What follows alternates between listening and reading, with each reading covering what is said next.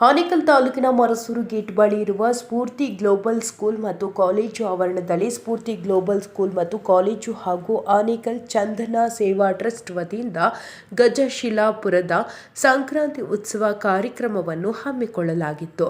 ಇನ್ನು ಸಂಕ್ರಾಂತಿ ಉತ್ಸವ ಕಾರ್ಯಕ್ರಮಕ್ಕೆ ರಾಜಾಪುರ ಮಠದ ಸ್ವಾಮೀಜಿಗಳಾದ ಶ್ರೀ ಶ್ರೀ ರಾಜರಾಜೇಶ್ವರ ಶಿವಾನಂದಾಚಾರ್ಯ ಮಹಾಸ್ವಾಮಿಗಳು ಚಾಲನೆ ನೀಡಿ ಆಶೀರ್ವಚನ ನೀಡಿದರು.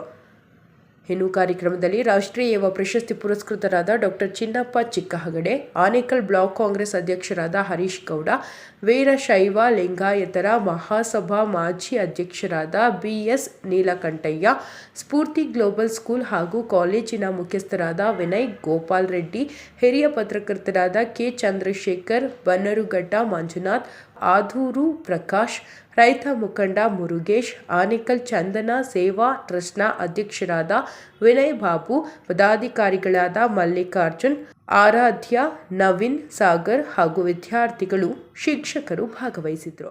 ಹಿಡಿದರೆ ಪೆನ್ನು ಇನ್ಸ್ಪೆಕ್ಟರ್ ಆಗಿ ಇಟ್ಕೊಂತೀರಾ ಗನ್ನು, ಹಿಡಿದರೆ ಪೆನ್ನು ಇನ್ಸ್ಪೆಕ್ಟರ್ ಆಗಿ ಇಟ್ಕೊಂತೀರಾ ಗನ್ನು, ಹಿಡಿಯದಿದ್ದರೆ ಪೆನ್ನು ನಿಮ್ಮ ಬದುಕು ಡೆಸ್ಟ್ಬಿನ್.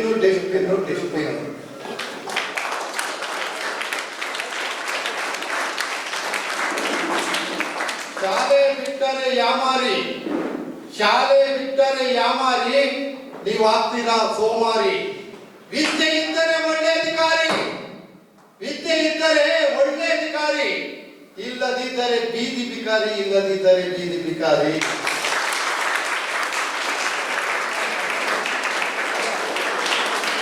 ಬೂದಿ ವಿದ್ಯೆ ಎಂಬ ಬೀಜ ನೋಡಿ ಅವರ ಮುಖದ ತುಂಬಾ ತೇಜ. ವಿದ್ಯೆ ಉಳ್ಳವನು ಎಲ್ಲಿದ್ದರೂ ರಾಜ, ಇವರನ್ನು ಗೌರವಿಸುವುದು ಇಡೀ ಸಮಾಜ. ಶಿಲಾಪುರ ಅಂತ ಪ್ರಸಿದ್ಧವಾದಂತಹ ಆನೇಕಲ್ಲನ್ನ ಹಿಂದೆ ಇದ್ದಂತಹ ಹೆಸರು ಗಜಶಿಲಾಪುರ, ನಮ್ಮ ಆನೇಕಲ್ ಅಂತಹ ಹೆಸರಿನಲ್ಲಿ ಇದು ವಿಶೇಷವಾಗಿ ಗಜಶಿಲಾಪುರ ಸಂಕ್ರಾಂತಿ ಉತ್ಸವವನ್ನ ಇಲ್ಲಿ ಹಮ್ಮಿಕೊಂಡಿದ್ದಾರೆ. ಯಾಕೆಂದ್ರೆ ಮಕರ ಸಂಕ್ರಾಂತಿ ಅಂದ್ರೆ ರವಿಯು ಮಕರ ರಾಶಿಯಲ್ಲಿ ಪ್ರವೇಶಿಸುವ ಕಾಲವನ್ನ ಮಕರ ಸಂಕ್ರಾಂತಿ ಅಂತ ಕರೀತಾರೆ. ಹಾಗೆ ನಮ್ಮ ಆದೂರು ಪ್ರಕಾಶ್ ಅವರು ಹೇಳ್ತಿದ್ರು, ಯಾಕೆಂದ್ರೆ ಇದೊಂಥರ ಸುಗ್ಗಿ ಕಾಲ. ರೈತರು ಬೆಳೆಯನ್ನ ಬೆಳೆದು ರಾಗಿಯನ್ನ ಬೆಳೆದು ಒಂದು ವಿಶೇಷವಾಗಿ ಮಾಡ್ತಾರೆ.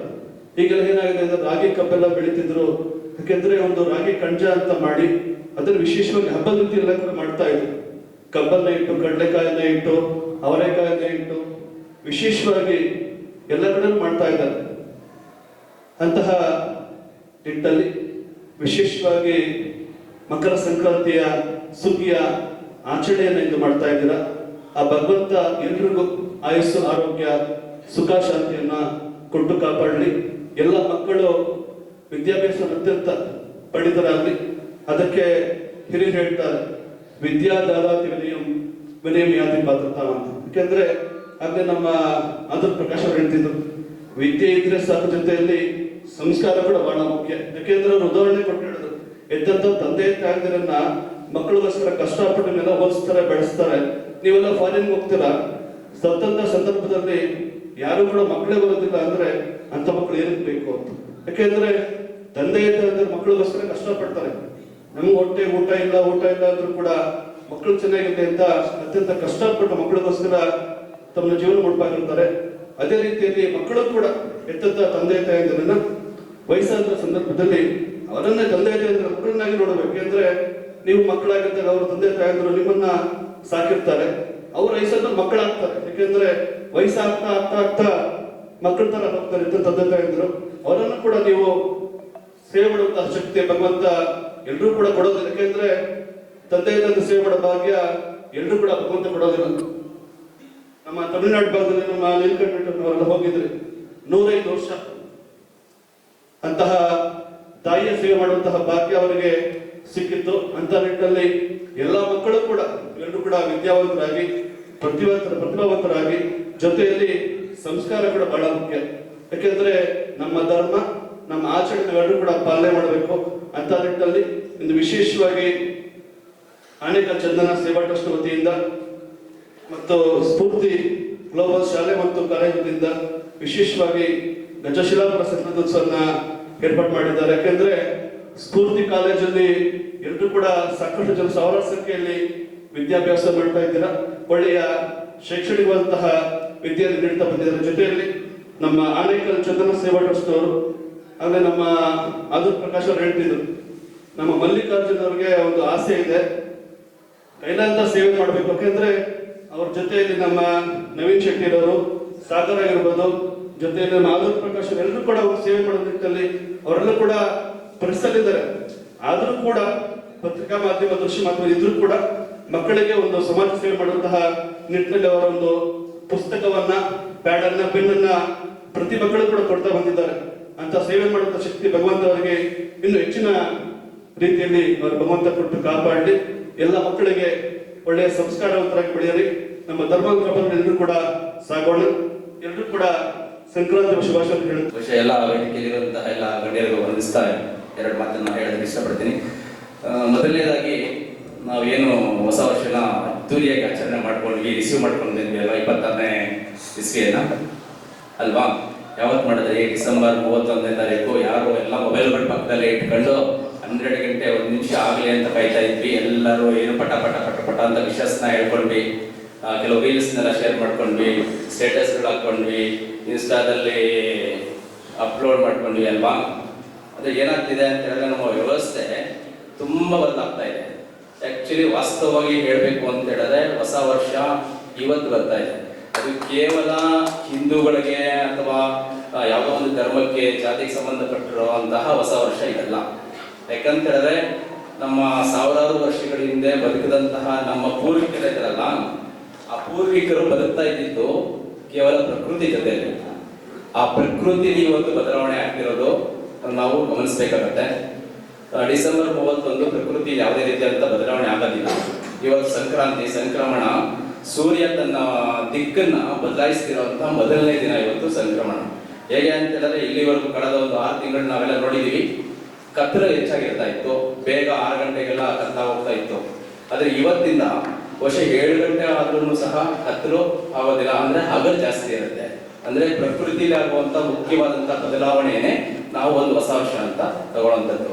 ಇನ್ನು ನಮ್ಮ ಒಂದು ರೈತರ ವಿಚಾರಕ್ಕೆ ಬಂದಾಗ ಬಹುಶಃ ದೊಡ್ಡ ಹಬ್ಬನೇ ಇದು. ಏನಂತ ಹೇಳಿದ್ರೆ ಏನು ನಾವು ಬೆಳೆಯುವಂತಹ ಬೆಳೆ ನಮ್ಮ ಮನೆಗೆ ಸೇರ್ಕೊಳ್ಳುವಂತ ದಿನಗಳಿದು. ಇವತ್ತು ರಾಗಿ ನಿಮ್ಗೆಲ್ಲ ಗೊತ್ತಿದೆ, ರಾಗಿ ಬೆಳೆಯನ್ನ ಇವತ್ತು ಸಂಕ್ರಾಂತಿ ಮೂಲಕ ಒಂದು 6 ತಿಂಗಳು ಅಥವಾ 8 ತಿಂಗಳು ಏನವರು ಕಷ್ಟಪಟ್ಟು ಬೆಳೆದಿರ್ತಾರೆ, ಆ ರಾಗಿ ಬೆಳೆಯನ್ನ ಇವತ್ತು ಮನೆಗೆ ತಗೊಂಡು ಹೋಗುವಂತ ಮುಖ್ಯವಾದಂತ ದಿನ.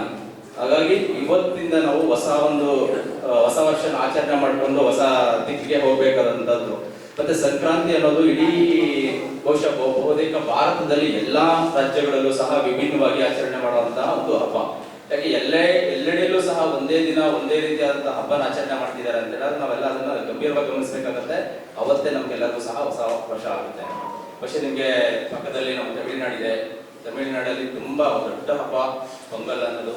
ಮತ್ತೆ ಆಂಧ್ರದಲ್ಲಿ ಪೆದ್ದ ಪಂಡಗ ಅಂತಾನೂ ಸಹ ಮಾಡ್ತಾರೆ. ಕೇರಳದಲ್ಲಿ ನಿಮ್ಗೆಲ್ಲ ಗೊತ್ತಿದೆ, ಮಾಲೆ ಹಾಕೊಂಡು ಇವತ್ತು ಹೋಗ್ತಾರೆ, ಅಲ್ಲಿ ಮಕರ ಸಂಕ್ರಾಂತಿ ದಿನ ಜ್ಯೋತಿ ನೋಡ್ಬೇಕು ಅಂತ ಹೋಗ್ತಾರೆ.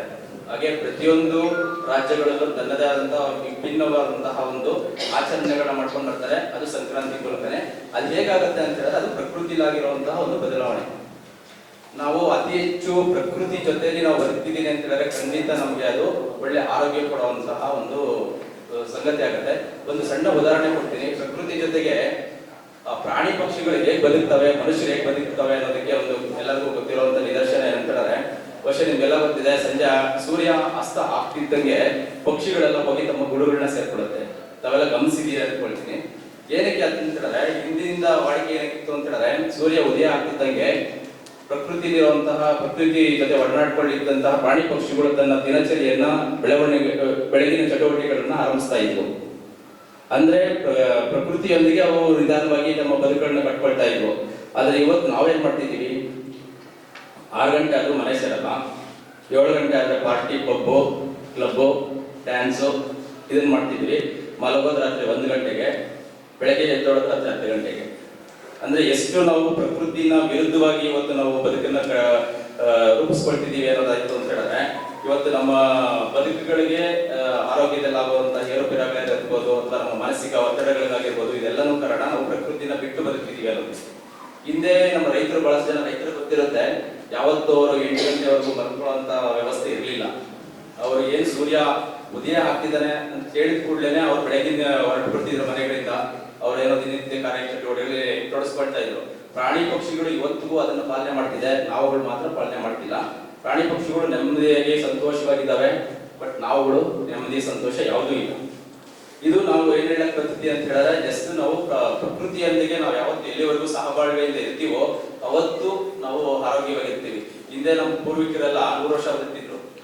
ನೀಲಕಂಠಯ್ಯವರು ತಾಯಿಯವರು ಏನೋ 102 ವರ್ಷ ಬದುಕಿದ್ರು. 105 ವರ್ಷಗಳು ಬದುಕಿರುವಂತ ನಿದರ್ಶನಗಳಿದೆ. ಅಂದ್ರೆ ಪೂರ್ವಿಕರುಗಳು ಎಷ್ಟು ವರ್ಷಗಳು ಬದುಕ್ತಿದ್ವು, ಇವತ್ತು ನಾವೆಷ್ಟು ವರ್ಷ ಬದುಕ್ತೀವಿ ಅಂದ್ರೆ ನಮ್ಮ ಮನುಷ್ಯರ ಆಯುಸ್ಸು ತುಂಬಾ ಕಡಿಮೆ ಆಗ್ತಿದೆ. ಕಾರಣ ಪ್ರಕೃತಿಗೆ ವಿರುದ್ಧವಾಗಿ ನಾವು ನಡ್ಕೊಳ್ತಾರೆ. ಅಭಿವೃದ್ಧಿ ಬೇಕು, ಆದ್ರೆ ಅಭಿವೃದ್ಧಿ ಜೊತೆಗೆ ನಮ್ಮ ಪ್ರಕೃತಿಯನ್ನ ಸಮತೋಲನ ಇಟ್ಕೊಳ್ಬೇಕಾದದ್ದು ತುಂಬಾ ಮುಖ್ಯವಾಗುತ್ತೆ. ಆಮೇಲೆ ನಾವು ಶಾಲೆಗಳಲ್ಲಿದ್ದಾಗ ನಮಗೂ ಮಾಸ್ಟರ್ ಹೇಳ್ತಾ ಇದ್ರು, ಪ್ರಕೃತಿ ತುಂಬಾ ಅದ್ಭುತವಾಗ್ತಿದೆ, ನಾವು ಉಸಿರಾಡೋಕೆ ಸ್ವಚ್ಛವಾದಂತ ಗಾಳಿ ಸಿಗಲ್ಲ ಅಂತ ಹೇಳ್ತಿದ್ವಿ. ಈಗಲೂ ಅವಾಗ ನೀವು ಮಾಸ್ಟರ್ ಹತ್ರ ಕೇಳಿರ್ತೀರ. ಅಂದ್ರೆ ಎಲ್ಲೋ ಅದಿದೆ ಅನ್ನೋ ವಿಚಾರ ಅಲ್ಲ ಅದು. ಅಂದ್ರೆ ಗಾಳಿ ಶುದ್ಧ ಆಗೋಗುತ್ತೆ, ಉಸಿರಾಡೋಕ್ಕಾಗಲ್ಲ, ಆಕ್ಸಿಜನ್ ಹಾಕೊಳ್ತೀವಿ ಅಂತ. ಆದ್ರೆ ಇವತ್ತೇ ನಮ್ಮ ಕಣ್ಣು ಮುಂದೆ ಬಂದಿದೆ, ಡೆಲ್ಲಿನಲ್ಲಿ ಶುದ್ಧವಾದಂತ ಗಾಳಿ ಇಲ್ಲ ಇವತ್ತು. ಅದನ್ನ ನಮಗೆ ಅದು ಪ್ರಕೃತಿ ನಮ್ಗೆ ಕೊಡ್ತಿರುವಂತ ಎಚ್ಚರಿಕೆಗಳಿವೆಲ್ಲ.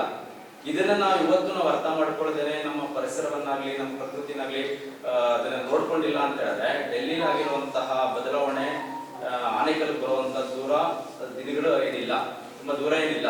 ಯಾವುದೋ ಬೇರೆ ಭೂಮಿಯ ಯಾವುದೋ ದೂರದಲ್ಲಿರುವಂತಹ ಪ್ರದೇಶದಲ್ಲಿ ನಾವು ಸೇವಿಸುವಂತ ಗಾಳಿ ಕಲುಷಿತ ಆಗಿದೆ ಅಂತ ಹೇಳಿದ್ರೆ, ಪರವಾಗಿಲ್ಲ ಯಾವಾಗೋ ಬಿಡಿ ಅಂತ ಆಗ್ತಿತ್ತು. ಆದ್ರೆ ಡೆಲ್ಲಿನಲ್ಲಿ ಆಗಿರುವಂತಹ ಒಂದು ಪರಿಸ್ಥಿತಿನ ನಾಳೆ ಬೆಂಗಳೂರು ಅಥವಾ ನಮ್ಮ ಆನೇಕಲ್ ಬರುವಂತಹ ದಿನಗಳು ದೂರ ಇಲ್ಲ. ಹಾಗಾಗಿ ನಾವು ಹೆಚ್ಚು ಪರಿಸರಕ್ಕೆ ಹೆಚ್ಚು ಆದ್ಯತೆ ಕೊಟ್ಟು ನಾವು ಜೀವಿಸಬೇಕಾದಂತ ಅನಿವಾರ್ಯತೆ ಇದೆ. ಮತ್ತೆ ಇತ್ತೀಚೆಗೆ ಕಾಡು ಪ್ರಾಣಿ ಮಾನವರ ಸಂಘರ್ಷ ಹೆಚ್ಚಾಗ್ತಿದೆ. ಟಿವಿಗಳಲ್ಲೆಲ್ಲ ನೋಡ್ತಿರ್ತೀರಲ್ವಾ, ಪೇಪರ್ಗಳಲ್ಲಿ ನೋಡ್ತಿರ್ತೀರಲ್ವಾ, ನಾಗರಹೊಳೆಯಲ್ಲಿ ಹುಲಿ ಸೆರೆ ಆಯಿತು, ಹುಲಿಯಿಂದ ಹಸುಗಳು ತಿಂದ್ವು. ಈಗ ಅದೇ ನಮ್ಮ ಬಾರ್ಡರ್ಲೆ ದೂರ ಬೇಡ, ನಮ್ಮ ಬಾರ್ಡರ್ ಆನೇಕಲ್ ಬಾರ್ಡರ್ಲು ಆನೆಗಳು ಬರ್ತಿದೆ ನಿಮಗೆಲ್ಲ. ಆನೆಗಳು ಬಾರ್ಡರ್ಗಳಲ್ಲಿ ಆನೆಗಳು ಬರ್ತಿದೆ. ಚಿರತೆ ದಾಳಿಯಿಂದ ವ್ಯಕ್ತಿ ಸತ್ತ ಅಥವಾ ಕರಡಿ ದಾಳಿಯಿಂದ ಮನುಷ್ಯನ ಗಾಯ ಆಯ್ತು, ಈ ತರದ್ದೆಲ್ಲ ಆಗ್ತಿದೆ ಅಂತ ಹೇಳಿದ್ರೆ ಅದೇ ನಮಗೆ ವಿಶೇಷತೆ ಅನ್ಸಲ್ಲ.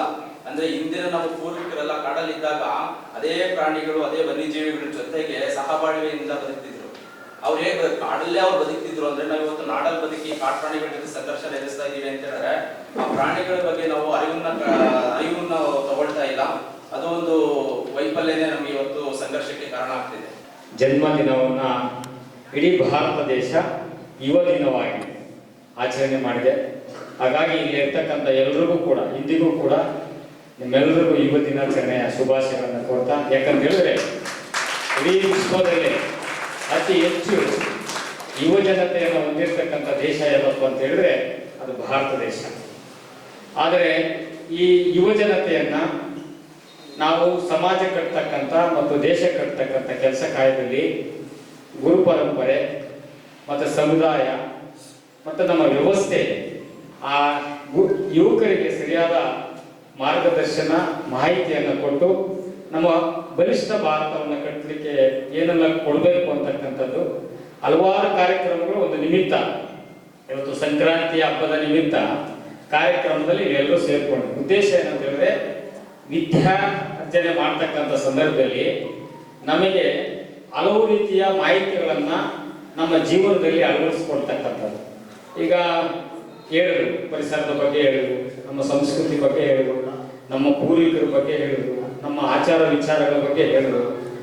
ಮತ್ತೆ ಇವತ್ತಿನ ಸಂಕ್ರಾಂತಿ ಉತ್ಸವ ಇದೆಯಲ್ಲ, ನಮ್ಮ ಪ್ರಕೃತಿಯಲ್ಲಿ ಹೊಸ ಒಂದು ಪರಿಕಲ್ಪನೆ, ಹೊಸದಾಗಿ ಇವತ್ತಿನ ಒಂದು ಇವತ್ತು ಎಳ್ಳು ಬೆಲ್ಲ ತಿಂದು ಒಳ್ಳೆ ಮಾತಾಡಿ ಅಂತ ಎಲ್ಲರೂ ಕೂಡ ಎಳ್ಳು ಬೆಲ್ಲ ಕೊಟ್ಟು ಒಳ್ಳೆ ಮಾತಾಡಿ ಅಂತ ಈ ಪದಾರ್ಥ ಇದೆಯಲ್ಲ, ಇದು ಈಗಿನ ಚಳಿಗಾಲದಲ್ಲಿ ನಮ್ಮ ದೇಹಕ್ಕೆ ಉಷ್ಣತೆಗೆ ತಕ್ಕನಾಗೆ ಬೆಲ್ಲ, ಎಳ್ಳು ಇವೆಲ್ಲ ಕೊಡ್ತಕ್ಕಂಥದ್ದು ನಮ್ಮ ಆರೋಗ್ಯಕ್ಕೂ ಕೂಡ ಉತ್ತಮವಾಗಿರ್ತದೆ.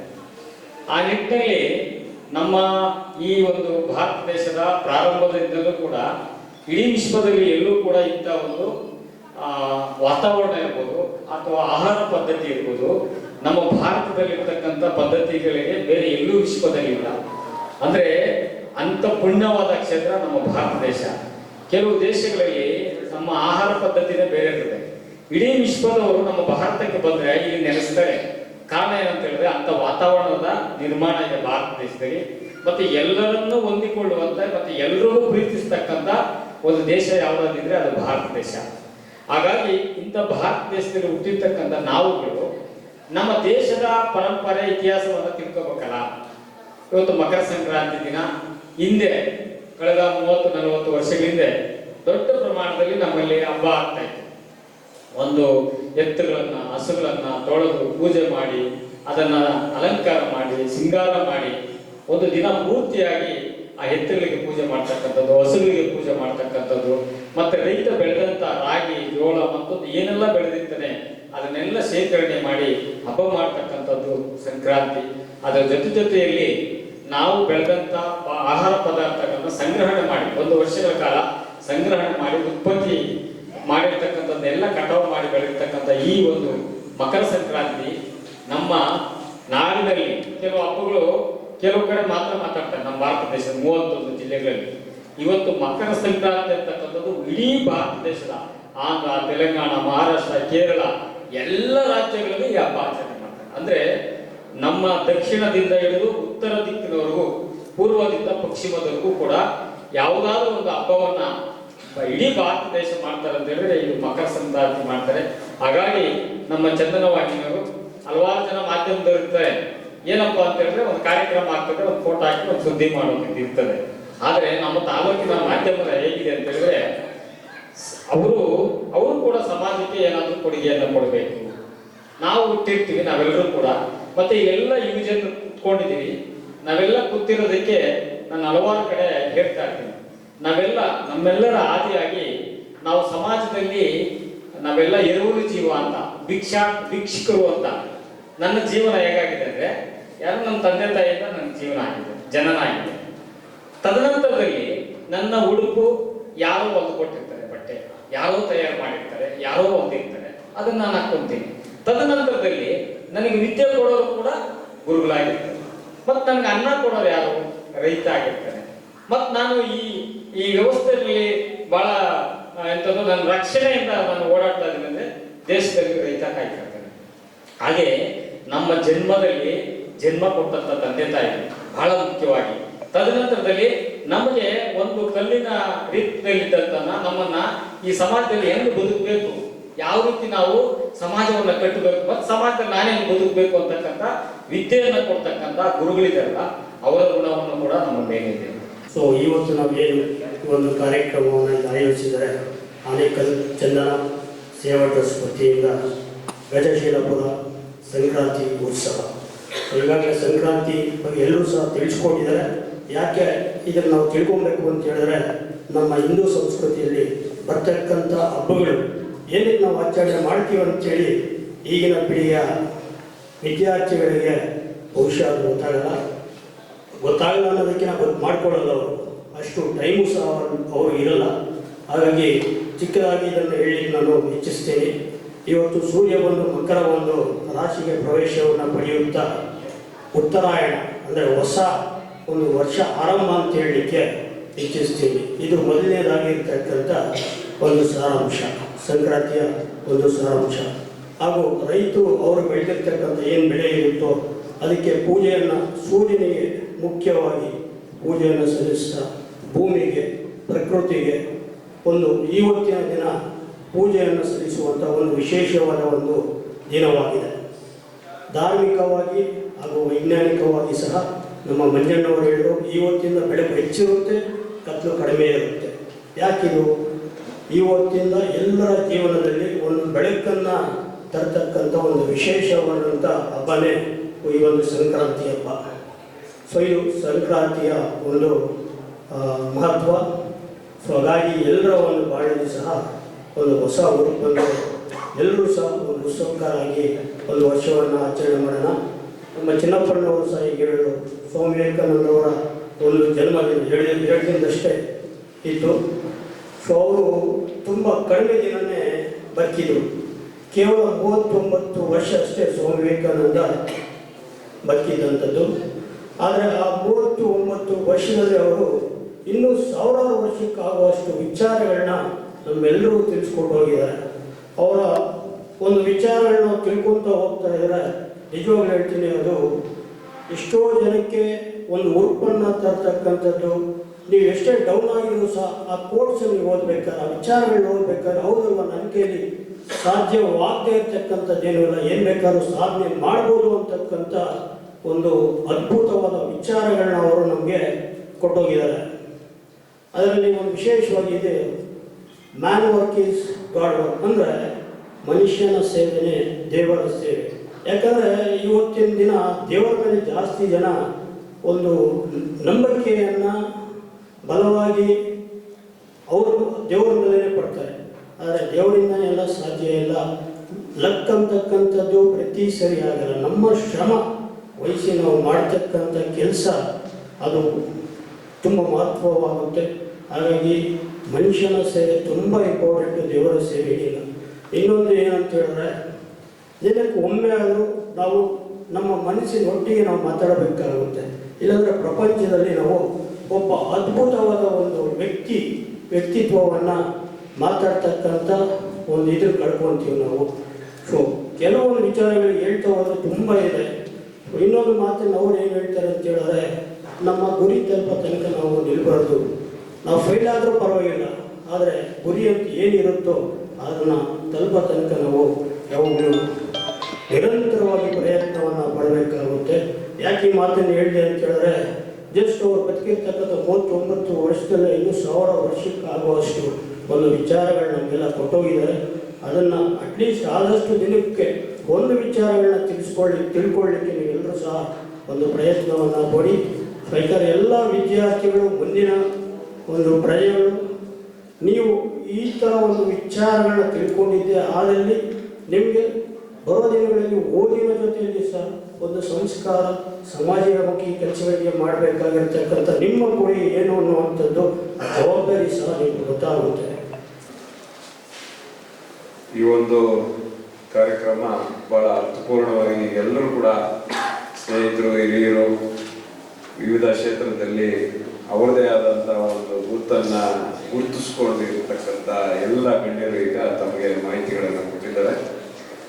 ನಾನು ಹೆಚ್ಚು ಸಮಯ ತಗೊಳ್ಳೋದು, ಯಾಕಂದರೆ ಎಲ್ಲ ಹೇಳ್ಬಿಟ್ಟಿದ್ದಾರೆ, ಏನು ಹೇಳೋದಕ್ಕೆ ಉಳಿಸಿಲ್ಲ. ಹಾಗಾಗಿ ನನ್ನ ಒಂದು 2 ಸಲಹೆ. ಮೊದಲನೇದಾಗಿ, ನಾನು ತಡವಾಗಿ ಕಾರ್ಯಕ್ರಮಕ್ಕೆ ಬಂದಿದ್ದಕ್ಕೆ ತಮ್ಮೆಲ್ಲರನ್ನು ಕ್ಷಮೆ ಯಾಚಿಸ್ತೇನೆ. ಪ್ರಸ್ತುತ ನಾನು ಒಬ್ಬ ಗ್ರಾಮ ಪಂಚಾಯಿತಿಯ ಸದಸ್ಯ. ಈ ವೇದಿಕೆಯಲ್ಲಿ ನಮ್ಮ ಆದೂರು ಪ್ರಕಾಶ್ ಅವರು ಕೂಡ ಗ್ರಾಮ ಪಂಚಾಯಿತಿ ಸದಸ್ಯರು, ಮಾಜಿ ಅಧ್ಯಕ್ಷರು. ಹಾಗೆ ನಮ್ಮ ಚಿನ್ನಪ್ಪ ಅವರಿದ್ದರು, ಅವರು ಕೂಡ ಗ್ರಾಮ ಪಂಚಾಯಿತಿ ಅಧ್ಯಕ್ಷರು, ಸದಸ್ಯರಾಗಿದ್ದರು. ನಮ್ಮ ನೀಲಕಂಠಪ್ಪ ಅವರ ಧರ್ಮಪತ್ನಿ ಕೂಡ ಪುರಸಭೆಯ ಸದಸ್ಯರಾಗಿದ್ದರು. ಈಗ ಸಂಕ್ರಾಂತಿ ಹಬ್ಬನ ಆಚರಣೆ ಮಾಡಬೇಕು. ಇವತ್ತು ನಮಗೆ ಸಂಕ್ರಾಂತಿ ಹಬ್ಬ ನಾಳೆ ಬರ್ತಾ ಇದೆ. ತಮಗೆಲ್ಲರಿಗೂ ಕೂಡ ಮೊದಲನೇದಾಗಿ ಸಂಕ್ರಾಂತಿ ಹಬ್ಬದ ಶುಭಾಶಯ. ಈಗಾಗಲೇ ಹಲವಾರು ಗಣ್ಯರು ಹೇಳಿದ್ರು, ಸಂಕ್ರಾಂತಿ ಹಬ್ಬದಲ್ಲಿ ನಾವು ರಾಶಿಯನ್ನು ಪೂಜೆ ಮಾಡ್ತಾ ಇದ್ವಿ, ಗೋಮಾತೆಗಳಿಗೆ ಪೂಜೆ ಮಾಡ್ತಾ ಇದ್ವಿ, ಒಂದು ಮೆರವಣಿಗೆ ಮಾಡ್ತಾ ಇದ್ವಿ, ಎಲ್ಲ ಮಾಡ್ತಾ ಇದ್ವಿ. ಈಗೇನಾಗ್ಬಿಟ್ಟಿದೆ, ಎಷ್ಟು ಜನ ಇಲ್ಲಿ ಫಾರ್ಮರ್ಸ್ ಬ್ಯಾಕ್ ಗ್ರೌಂಡ್ ಇರುವಂತ ಫ್ಯಾಮಿಲಿಯಿಂದ ಬಂದಿದ್ರೆ ನಮ್ಮ ಮಕ್ಕಳು ಬಹಳ ಕಡಿಮೆ. ಅಷ್ಟ ನಿಮಗೆಲ್ಲರಿಗೂ ತಮ್ಮ ಕುಟುಂಬದ ಎಲ್ಲ ಸದಸ್ಯರಿಗೂ ನಾವು ಈ ವೇದಿಕೆ ಮುಖಾಂತರ ಧನ್ಯವಾದಗಳನ್ನು ಹೇಳ್ತಿದ್ದೀನಿ. ಯಾಕಂದ್ರೆ ಈ ಫಾರ್ಮರ್ಸ್ ಅಂದ್ರೆ ಹೇಳ್ಕೊಳ್ಳೋದೇ ಬಹಳ ಕಷ್ಟ ಆಗ್ಬಿಟ್ಟಿದೆ. ಮೊದಲನೇದಾಗಿ ನಾನು ಫಾರ್ಮರ್. ನಮ್ಮ ಕುಟುಂಬ ಒಂದು 45 ಎಕರೆಯಲ್ಲಿ ನಾವು ಫಾರ್ಮಿಂಗ್ ಮಾಡ್ತಿದ್ದೆ, ಫ್ಲೋರಿಕಲ್ಚರ್ ಮಾಡ್ತೀವಿ. ಈ ಹಿಂದೆ ವೆಜಿಟೇಬಲ್ಸ್ ಬೆಳೀತಾ ಇದ್ವಿ, ಫ್ಲೋರಿಕಲ್ಚರ್ ಮಾಡ್ತೀವಿ. ಅಲ್ಲೆಲ್ಲೋ ಒಂದ್ ಕಡೆ ಸಾಫ್ಟ್ವೇರ್ ಇಂಜಿನಿಯರ್ ಅಂತ ಹೇಳ್ಕೊಳ್ಳೋಕೆ ಹೆಮ್ಮೆ ಪಡ್ತಾರೆ, ಇನ್ನೇನೋ ಬಿಸ್ನೆಸ್ ಮ್ಯಾನ್ ಅಂತ ಹೇಳ್ಕೊಳ್ಳೋದಕ್ಕೆ ಹೆಮ್ಮೆ ಪಡ್ತಾರೆ, ಎಲ್ಲೋ ಒಂದ್ ಕಡೆ ಫಾರ್ಮರ್ ಅಂತ ಹೇಳ್ಕೊಳ್ಳೋಕೆ ಪಾಪ ಹಿಂದೆ ಬೆಳೀತಾರೆ. ಆದ್ರೆ ಮುಂದೊಂದು ದಿನ ಬರುತ್ತೆ, ನಾನು ಬರ್ದಿಟ್ಕೊಳ್ಳಿ, ಫಾರ್ಮರ್ ಅಂತ ಹೇಳ್ಕೊಳ್ಳೋಕೆ ಹೆಮ್ಮೆ ಕೊಡ್ಬೇಕಾದಂತ ಒಂದು ಸ್ಥಿತಿ ಉಟ್ಕೊಳ್ಬೇಕು. ಎಲ್ಲಾರು ಬಿಸ್ನೆಸ್ ಮ್ಯಾನ್ ಆಗಬೇಕು, ಎಲ್ಲಾರು ಡಾಕ್ಟರ್ ಆಗ್ಬೇಕು, ಎಲ್ಲಾರು ಇಂಜಿನಿಯರ್ ಆಗ್ಬೇಕು, ಎಲ್ಲಾರು ಆಗ್ಬೇಕು.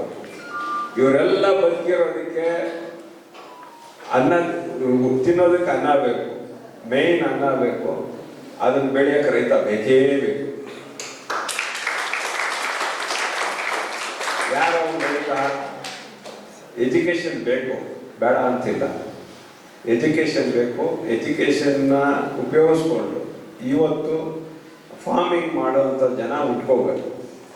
ನೀವು ವ್ಯವಸಾಯದ ಬಗ್ಗೆ ಫಸ್ಟು ಅರಿವನ್ನು ಮೂಡಿಸುವಂಥ ಕೆಲಸ ನಾವು ಸಮಾಜದಲ್ಲಿರ್ತಕ್ಕಂಥವ್ರು, ನಮ್ಮ ಶಾಲೆಗಳಾಗ್ಬೋದು, ನಮ್ಮ ಜನಪ್ರತಿನಿಧಿಗಳಾಗ್ಬೋದು, ತಂದೆ ತಾಯಿಯರಾಗ್ಬೋದು, ಎಲ್ಲರೂ ಕೂಡ ತಮಗೆ ಈ ಒಂದು ಗುಣವನ್ನು ಹುಟ್ಟಿಸ್ಬೇಕು. ಏನು ನಿಮ್ಮ ವೆಕೇಶನ್ಸ್ ಅಂತ ಇರುತ್ತೆ, ಆವತ್ತು ನೀವು ಫಾರ್ಮಿಂಗ್ ಬಗ್ಗೆ ಅಟ್ಲೀಸ್ಟ್ ಸ್ವಲ್ಪ ಕಲಿಬೇಕು.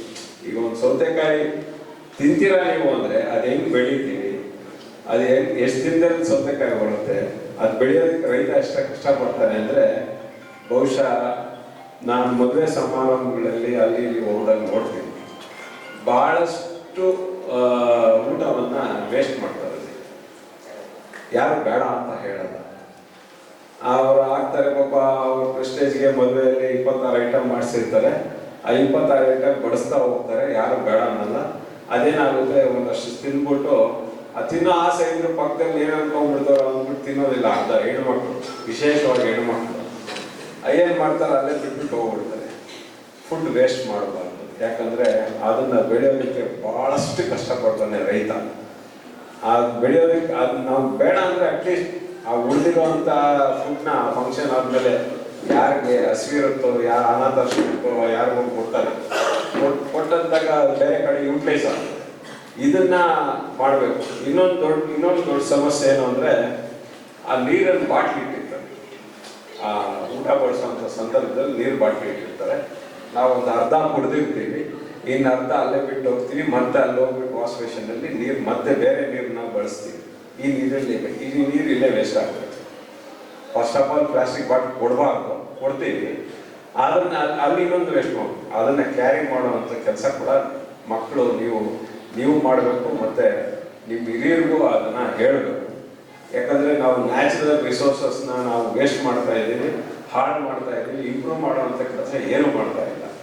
ವಿಷಯದ ಬಗ್ಗೆ ಅನೇಕ ಬೇರೆ ಬೇರೆ ವಿಚಾರಗಳನ್ನ ಎಲ್ಲ ಗಣ್ಯರು ವಿಚಾರ ಮಾಡಿದ್ದಾರೆ.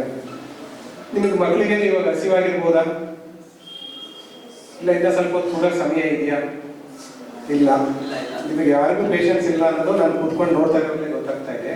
ಯಾಕೆ ಅಂದರೆ ನೀವು ಕೇಳ್ತಾ ಇದ್ರು, ಅವರು ಗೋಪಾಲಕರ ಸಂಘದ ಗೋಪಾಲಕರು ಒಂದು ಏನು ಸಂಘ ಅಂತ ಕೇಳ್ತಾ ಇದ್ರು. ಅವ್ರು ಹೇಳುವಾಗ ನಿಮ್ಗೆ ಅದನ್ನು ಅರ್ಥನೇ ಆಗಲಿಲ್ಲ. ಹಾಗೆ ಗಜಶಿಲಾಪುರ ಅಂದ್ರೂ ನಿಮ್ಗೆ ಏನಾಗಿಲ್ಲ, ಒಂದೊಂದನ್ನೇ ಅರ್ಥ ಮಾಡ್ಕೊಳ್ಳಿ. ಗಜ ಅಂದ್ರೆ ಏನು? ಆನೆ.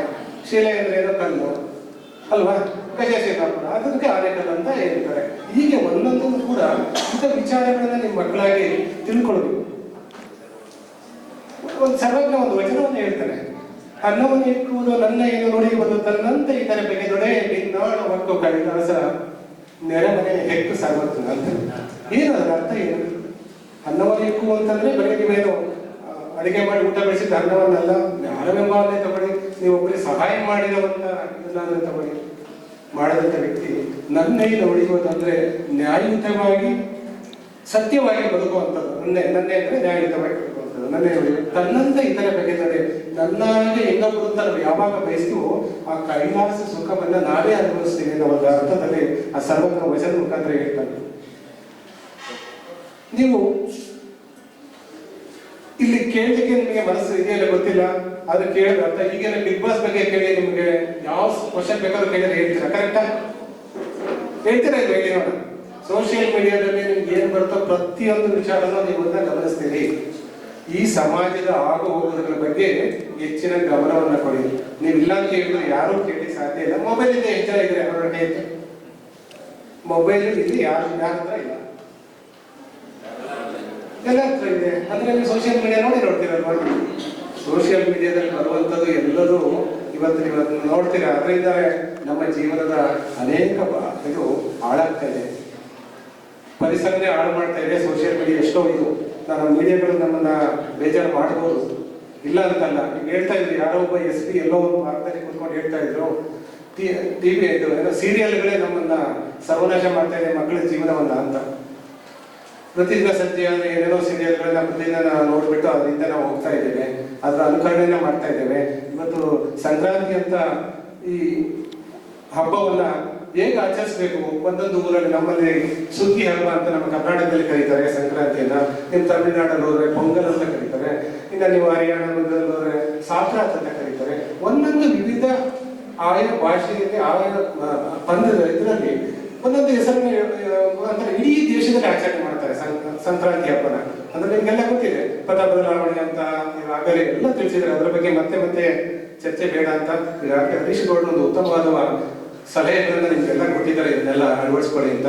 ನಾನು ನಿಜಕ್ಕೂ ಅವರಿಗೆ ಆ ಧನ್ಯವಾದಗಳು ಹೇಳ್ತೇನೆ. ರೈತನೇ ಮುಂದಿನ ಪ್ರಧಾನಿ ಅಂತ ಅನ್ಬೇಕು, ಆ ತರ ಇದು. ನಾವು ಕೂಡ ರೈತ ಕುಟುಂಬದಲ್ಲೇ ಸರ್ಕಾರಿ ಶಾಲೆಯಲ್ಲೇ ಓದಿ ಇವತ್ತು ಈ ಒಂದು ಸ್ಥಾನಕ್ಕೆ ಬರಬೇಕು ಅಂತಂದ್ರೆ ನಮ್ಮ ಶ್ರಮದ ಫಲ, ಇಂದಿನ ಗುರುಗಳ ಮತ್ತೆ ತಂದೆ ತಾಯಿಗಳ ಆಶೀರ್ವಾದಗಳಿಂದಲೇ ನಾವು ಒಂದು ಸ್ಥಾನಕ್ಕೆ ಬರಕ್ಕೆ ಸಾಧ್ಯ ಅಂತ ಮಾತುಗಳನ್ನ ಹೇಳ್ತಾ, ಇದು ಕೂಡ ಇಲ್ಲ ಹೇಳ್ತಾ ಇದ್ದೇವೆ. ನಾವು ಬ್ಯಾಕ್ ಗ್ರೌಂಡ್ ಫಾರ್ಮರಿಂದ ಬಂದಿದ್ದರಿಂದ ತುಂಬಾ ಸಂತೋಷ ಆಯಿತು. ಅವರು ಕೂಡ ಇವತ್ತು ಉನ್ನತ ಮಟ್ಟಕ್ಕೆ ಹೋಗ್ಬೇಕು, ರೈತರು ಮುಂದಿನ ಬೆನ್ನೆಲುಬು ಅನ್ನೋ ಒಂದು ಮಾತುಗಳನ್ನ ಹರಿಸಿಕೊಂಡು ಕೂಡ ಹೇಳ್ತಾ ಇರುವಾಗ ನನಗೆ ತುಂಬಾ ಸಂತೋಷ ಆಗ್ತಾ ಇತ್ತು. ಯಾಕೆಂದ್ರೆ ನಾನು ಆ ಹಿನ್ನೆಲೆಯಲ್ಲೇ ಬಂದಂತವನು.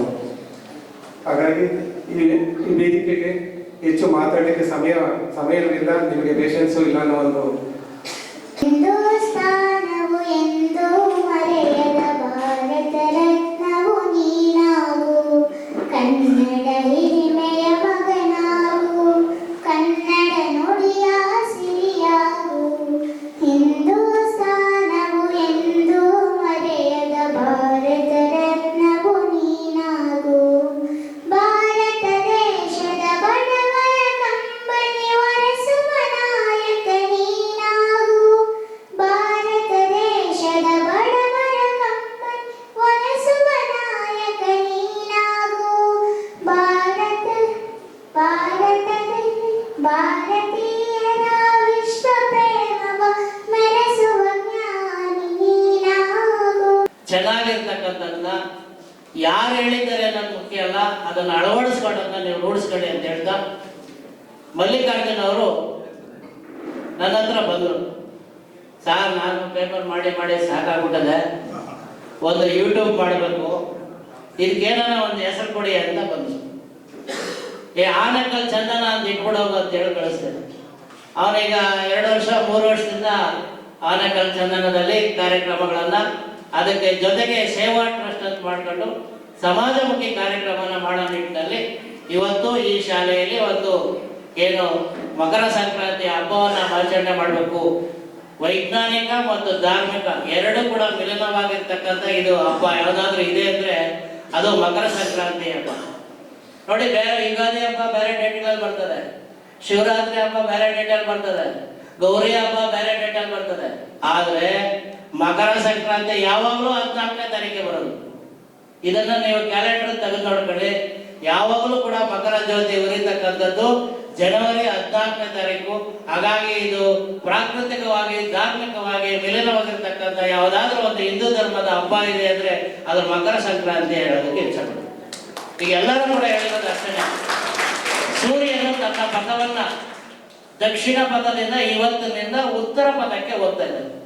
ದಾರಿ ಪಥ ಅಂದ್ರೆ ಏನಿಲ್ಲ, ಅವನ ಹಾದಿ. 27 ನಕ್ಷತ್ರಗಳಿದ್ದಾವೆ, 12 ರಾಶಿ ಇದೆ. ಆ ರಾಶಿಯಲ್ಲಿ ಇವತ್ತು ಮಕರ ರಾಶಿ.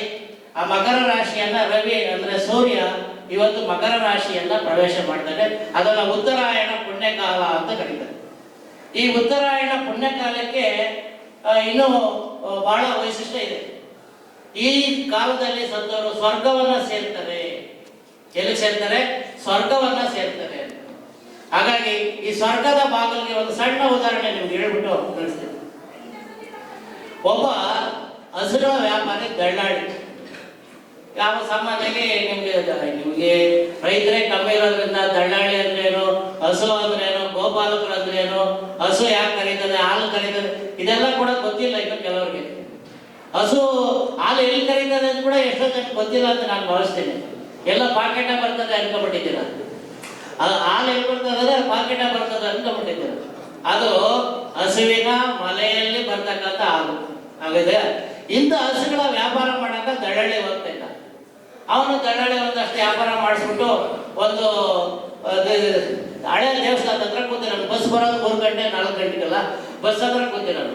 ಅವನಿಗೆ ಎಲಾಡಿಕೆ ಹಾಕೋ ಅಭ್ಯಾಸ ಇತ್ತು, ಅವನ ಎಲಾಡಿಕೆ ಆಗ್ತಾ ಇದ್ದ.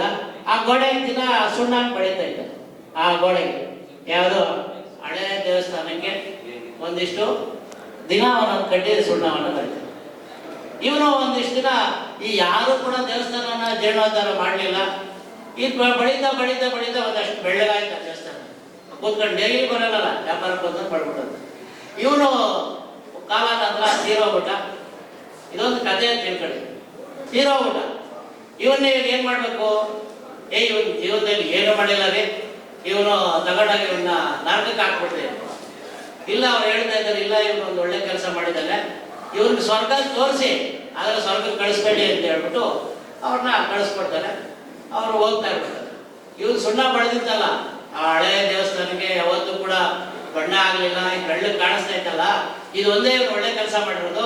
ಅದಕ್ಕಾಗಿ ಇವ್ರಿಗೆ ಸ್ವರ್ಗಕ್ಕೆ ತೋರಿಸ್ಬೇಡಿ, ತೋರಿಸಿ ಒಳಗೆ ತರಬೇಡಿ ಅಂತ ಬರೋದು. ಇವ್ರು ಹೋಗ್ತಾ ಇದ್ದಾನೆ, ಏನ್ ಮಾಡ್ಬಿಟ್ಟ, ಸ್ವರ್ಗ ನೋಡ್ತಾನೆ, ಟಕ್ ಅಂತ ಇದ್ರೆ ಆ ಕಡೆ ಬಿದ್ದವ್ರು. ಇವನಿಗೆ ಸ್ವರ್ಗ ಪ್ರಾಪ್ತಿ ಆಗೋಯ್ತು. ಅಂದ್ರೆ ಜೀವನದಲ್ಲಿ ಸಣ್ಣ ಕೆಲಸ ಮಾಡಿದ್ರು ಕೂಡ, ಒಳ್ಳೆ ಕೆಲಸ ಮಾಡಿದ್ರು ಕೂಡ ಅವನು ಸ್ವರ್ಗಕ್ಕೆ ಸೇರ್ತಾನೆ ಅಂತಕ್ಕಂಥದ್ದು ಒಂದು ಈ ಕಾಲದ ವಿಶೇಷ ಕೂಡ ಇದೆ. ನೋಡಿ ಬರಣ ನಡೆಯ ಏವ ನೋಡಿ ಬರಣ ನಡೆಯ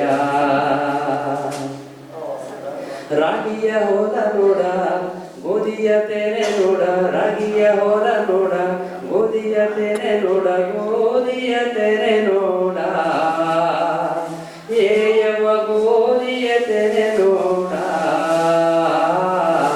ಬಾಬಾ ಮೈದುನರ ನಗೆ ನೋಡಗೆ ನದೆವ, ಬಾಬಾ ಮೈದುನರ ನಗೆ ನೋಡಗೆ ನದೆವ, ನೋಡಿ ಬರಣ ನಡೆಯ ಏವ ನೋಡಿ ಬರಣ ನಡೆಯ.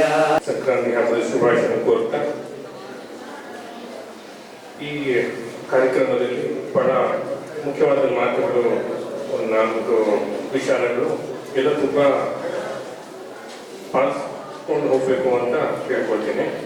ಮೊದಲನೇ ವಿಚಾರ ಹೇಳ್ತಾ ಇದ್ರು, ಮಕ್ಕಳು ಮತ್ತು ತಂದೆ ತಾಯಿಯ ವಿಚಾರಗಳ ಬಗ್ಗೆ ಮಾತಾಡೋದು ಬಹಳ ಮುಖ್ಯ. ಈಗಿನ ಕಾಲದಲ್ಲಿ ಮೊದಲಿನ ಕಾಲದಲ್ಲಿ ಒಂದು ಕುಟುಂಬ ಇತ್ತು. ಈಗ ಬರೀ ನ್ಯೂಕ್ಲಿಯರ್ ಫ್ಯಾಮಿಲಿ ಆಗ್ಬಿಟ್ಟಿದೆ. ಬರೀ ತಂದೆ ತಾಯಿ ಇರ್ತಾರೆ, ಒಬ್ಬರು ಮಗ ಅಥವಾ ಮಗಳು. ಹಂಗಾಗಿ ಸಂಸ್ಕಾರವನ್ನ ಕಲಿತಕ್ಕಂಥದ್ದು ಬಹಳ ಕಮ್ಮಿ ಆಗ್ಬಿಟ್ಟಿದೆ. ಹಾಗಾಗಿ ಸರ್ ಹೇಳ್ತಾ ಇದ್ರು, ಫಾರಿನಲ್ಲೆಲ್ಲ ಸೆಟ್ಲ್ ಆಗ್ತಾರೆ, ತಂದೆ ತಾಯಿಗಳನ್ನ ನೋಡ್ಕೊಳ್ತಾ ಇಲ್ಲ ಅಂತ. ಒಬ್ಬೊಬ್ಬರು ಮಕ್ಕಳು ತಂದೆ ತಾಯಿ ಬಿಟ್ಟು ಹೋಗ್ತಾರೆ. ಈ ರೀತಿ ಸಿಚುವೇಶನ್ ಬಂದ್ಬಿಟ್ಟಿದೆ. ಇವ್ರ ಕಡೆ ಎಲ್ಲರೂ ಸ್ವಲ್ಪ ಗಮನ ಕೊಡಬೇಕು ಅಂತ ಕೇಳ್ಕೊಳ್ತೇನೆ. ಎರಡನೇ ವಿಚಾರ, ಪರಿಸರದ ಬಗ್ಗೆ ಮಾತಾಡಿದ್ರು. ನಮ್ಮ ಟಿ.ವಿ. ಮಂಜು ಸರ್ ಅವರು ಪರಿಸರದ ಬಗ್ಗೆ ಮಾತಾಡಿದ್ರು.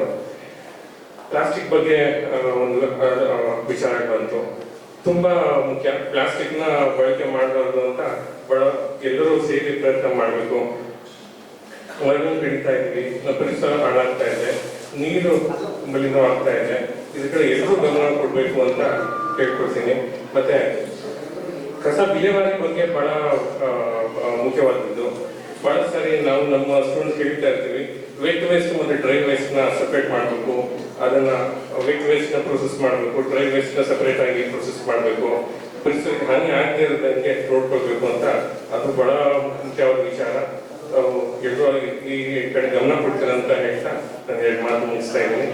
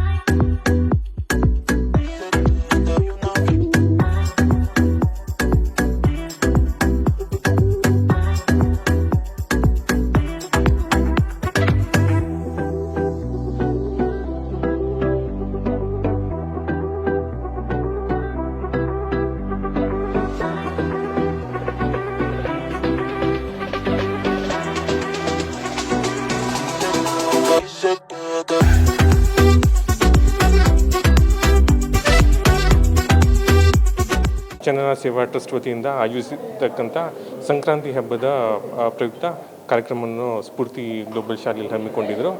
ಈ ಥರ ಭಾಳಷ್ಟು ಕಾರ್ಯಕ್ರಮಗಳನ್ನ ಚಂದನ ಸೇವಾ ಟ್ರಸ್ಟ್ ವತಿಯಿಂದ ಆಗ್ತಾ ಇರಲಿ ಮತ್ತು ಎಲ್ಲರಿಗೂ ಸಂಕ್ರಾಂತಿ ಹಬ್ಬದ ಶುಭಾಶಯ.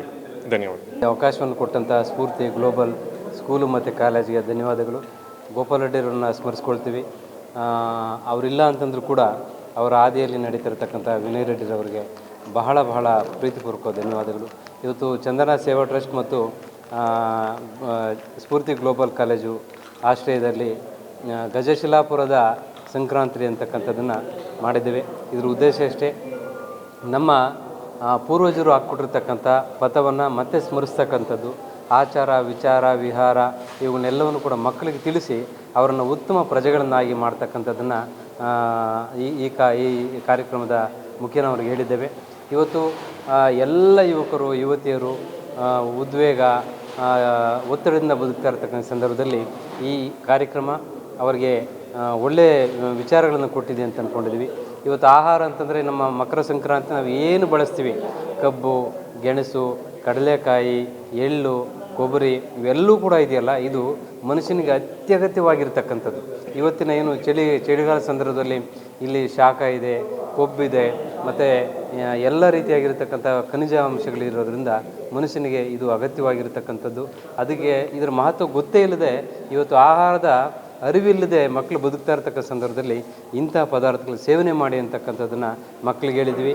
ಇಲ್ಲಿ ಕಥೆ ಇತ್ತು, ಕವನ ಇತ್ತು, ವಿಚಾರ ಇತ್ತು, ಸಾಹಿತ್ಯ ಇತ್ತು, ಜಾಗೃತಿ ಇತ್ತು, ಪರಿಸರ ಇತ್ತು, ಎಲ್ಲವನ್ನ ಸಮ್ಮಿಶ್ರಣ ಮಾಡಿ ಮಕ್ಕಳಿಗೆ ತಿಳಿಸಿದ್ದೇವೆ. ಒಂದಷ್ಟು ಮಕ್ಕಳು ಬಹಳ ಉತ್ಸಾಹದಿಂದ ಭಾಗವಹಿಸಿದ್ದಾರೆ. ಅವರಿಗೆ ಎಲ್ಲರೂ ಕೂಡ ಧನ್ಯವಾದಗಳು. ಅವರು ಒಳ್ಳೆಯ ಪ್ರಜೆಗಳಾಗಿ ಬದುಕಲಿ ಅಂತೇಳಿ ಹೇಳೋಕ್ಕೆ ಇಚ್ಛಿಸ್ತೀನಿ. ಧನ್ಯವಾದ. ಮೊದಲಿಗೆ ಸಂಕ್ರಾಂತಿ ಹಬ್ಬದ ಆರ್ಥಿಕ ಶುಭಾಶಯಗಳು ಎಲ್ಲರಿಗೂ. ಇವತ್ತು ಇಲ್ಲಿ ಸ್ಫೂರ್ತಿ ಕಾಲೇಜಲ್ಲಿ ನಮ್ಮ ಆನೇಕಲ್ ಚಂದನ ಸೇವಾ ಟ್ರಸ್ಟ್ ಅವರು ಕಾರ್ಯಕ್ರಮ ಹಮ್ಮಿಕೊಂಡಿರೋ ವಿಚಾರವಾಗಿ ಏನಂದರೆ, ಒಂದು ಸಂಕ್ರಾಂತಿ ಅಂದರೆ ಏನು, ಇದ್ರ ಬಗ್ಗೆ ಯಾವ ಥರ ಮಾಡಬೇಕು, ಹಿಂದೆ ಯಾವ ಥರ ಮಾಡ್ತಾರೆ, ಮುಂದೆ ಯಾವ ಥರ ಮಾಡಬೇಕು ಅನ್ನೋದ್ರ ಬಗ್ಗೆ ಮಾಹಿತಿ ಮತ್ತು ಸ್ಕೂಲ್ ಮಕ್ಕಳಿಗೆ ಅರಿವು ಮೂಡಿಸೋ ಕಾರ್ಯಕ್ರಮ ಮಾಡಿದ್ರು. ತುಂಬ ಚೆನ್ನಾಗಿ ಬಂತು. ಇದರಲ್ಲಿ ಈಗ ನಾವು ಮುಂಚೆ ಸಂಕ್ರಾಂತಿ ಅಂದರೆ ಏನು ಮಾಡ್ತಾಯಿದ್ರಿ, ಫಸ್ಟು ನಾವು ವರ್ಷದಿಂದ 6 ತಿಂಗಳು ಉಳುಮೆ ಮಾಡಿ ನಾವು ಬಿತ್ತಿರೋಂಥ ಕಾಳು ಕಡಿ ಇರ್ಬೋದು, ಏನೇ ಇರ್ಬೋದು, ಒಂದು ರಾಗಿ ಇರ್ಬೋದು, ಜೋಳ ಇರ್ಬೋದು, ಅವರೇ ಇರ್ಬೋದು, ತೊಗರಿ ಇರ್ಬೋದು, ಇದನ್ನೆಲ್ಲ ಒಕ್ಕಲ್ತನ ಮಾಡಿ ಅದನ್ನು ನಮ್ಮ ಮನೆ ಸೇರೋ ಟೈಮ್ ಇವತ್ತು ಎಲ್ಲ ಸೇರಿ ಮತ್ತು ನಮ್ಮ ಮನೇಲಿ ಅದನ್ನು ಒಂದು ಕಡೆ ಶೇಖರಣೆ ಮಾಡಿ ಇದನ್ನು ಬೆಳೆಸಿರೋಂಥ ಒಂದು ಉದ್ದೇಶ. ಇದರಿಂದ ಮತ್ತು ನಮ್ಮ ರಾಸುಗಳು ಏನೋ ಒಂದು ಕುರಿ ಇರ್ಬೋದು, ಕೋಳಿ ಇರ್ಬೋದು, ಹಸು ಇರ್ಬೋದು, ಮತ್ತು ಅವಾಗೆ ಹಬ್ಬ ಮಾಡೋಂಥ ದಿನ ಇವತ್ತು. ಯಾಕಂದರೆ 6 ತಿಂಗಳಿಂದ ಅವು ದುಡಿಮೆ ಮಾಡಿರ್ತವೆ. ಅವಾಗ ಇವತ್ತು ತೊಳೆದು ನಮಗಾಗಿ ಒಕ್ಕಣೆ ಮಾಡಿರೋಂಥ ಕಾಳು ಕಡಿಗಳನ್ನೆಲ್ಲ ಅವು ಕೊಟ್ಟು ಮತ್ತು ಎಳ್ಳು ಬೆಲ್ಲ ತಿಂದು ಕೆಟ್ಟಿದ್ದನ್ನೆಲ್ಲ ಮರೆತು ಒಳ್ಳೆಯದನ್ನು ಮಾತಾಡೋ ರೀತಿಯಲ್ಲಿ ಅರಿವು ಮೂಡಿಸೋಂಥ ಜಾಗೃತಿ ಕಾರ್ಯಕ್ರಮ ಆಗಿತ್ತಿದ್ದು. ಮತ್ತು ಸಂಕ್ರಾಂತಿ ಹಬ್ಬದ ಬಗ್ಗೆ ಎಲ್ಲರಿಗೂ ಒಂದು ಅರಿವು. ಮತ್ತು ಈಗ ನಮ್ಮ ಸರ್ವೊಬ್ಬರು ಹೇಳ್ತಾಯಿದ್ರು, ಪರಿಸರ ಹಾಳಾಗ್ತಾಯಿದೆ, ನಗರೀಕರಣ ಆಗ್ತಾಯಿದೆ ಅಂಥೇಳಿ. ಈ ಸ್ಕೂಲ್ ಮಕ್ಕಳಿಗೆ ಅದೊಂದು ಮಾಹಿತಿ ಕೊಟ್ಟರು. ಯಾವ ಥರ ಅಂದರೆ, ಈಗ ಇವತ್ತಿನಿಂದ ಒಂದು ಮಾವು ಚಿಗುರು ಇಲ್ಲಿ ಮಾವಿನಕಾಯಿ ಇನ್ನು ಮುಂದಿನ ದಿನಗಳಲ್ಲಿ ಬರೋಂಥದ್ದು, ಮಾವು ಇರ್ಬೋದು, ಬೇವು ಇರ್ಬೋದು, ಬೇರೆ ಥರ ಯಾವುದೇ ಒಂದು ಹಣ್ಣು ತರಕಾರಿ ಇದು ಕಾಯಿಗಳಿರೋಂಥದ್ದು ಮರ ಗಿಡ ಬೆಳೆಸೋಕ್ಕೆ. ಯಾಕಂದರೆ ಎಲ್ಲ ಕಡೆ ಮರ ಗಿಡ ಹೊಡಿತಾ ಇದ್ದಾರೆ. ಅವರಿಗೆ ಈಗ ನಾವೇನು ಹೇಳಿದ್ದೀರಿ ಅಂದರೆ, ಒಂದು ಮಣ್ಣು ಉಂಟೆ ಮಾಡೋದು, ಉಂಟೆ ಒಳಗಡೆ ಒಂದೊಂದು ಬೀಜ ಇಡೋದು. ಅವರೆಲ್ಲಾದರೂ ಟ್ರಿಪ್ ಹೋದಾಗ, ಯಾಕಂದರೆ ನಮ್ಮ ತಾಲೂಕಲ್ಲಿ ಎಲ್ಲಿ ಜಾಗ ಇಲ್ಲ, ಏನೋ ನಾವು ಎಕರೆಗಟ್ಟಲೆ ಇದು ಬೆಳೆಸಬೇಕು, ಏನೋ ಪರಿಸರ ಬೆಳೆಸಬೇಕು ಮತ್ತು ಕಾಡು ಬೆಳೆಸ್ಬೇಕಂದ್ರೆ ಕಷ್ಟ ಇದೆ. ಇವರು ಟ್ರಿಪ್ ಹೋದಂಥ ಜಾಗದಲ್ಲಿ ಅದನ್ನು ಬಿಸಾಡಿಬಿಟ್ಟು ಬರೋವಂಥದ್ದು, ಮಳೆ ಬಂದಾಗ ಅದು ಬೆಳೆದು ಎಮ್ಮರವಾಗುವಂಥ ಕಾರ್ಯಕ್ರಮವನ್ನು ಹೇಳಿದರು.